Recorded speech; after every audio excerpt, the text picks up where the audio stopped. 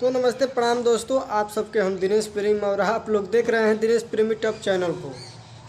तो आप लोगों से मैं बता दूं कि बहुत ही बवाल अपडेट में हमारे पास सोशल मीडिया के माध्यम से आ चुका है, जो कि आप लोगों से शेयर करना, आप लोगों से बताना बहुत ज़रूरी है। बहुत आप लोग का कमेंट भी आ रहा है, तो आप लोग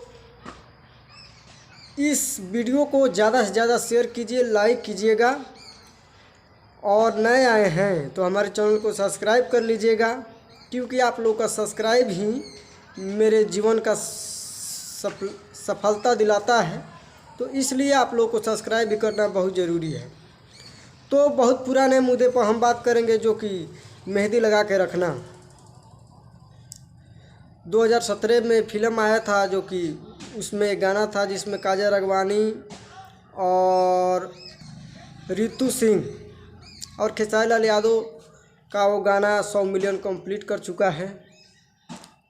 लगा के लगा के लगा के लगा के फेर लभली जान लेबे कारे पगली, लगा के फेर लभली जान लेबे कारे पगली। इस वीडियो को ज़्यादा से ज़्यादा शेयर करिए। फिर से नेक्स्ट वीडियो में मिलते हैं, तब तक जय हिंद, जय भोजपुरी।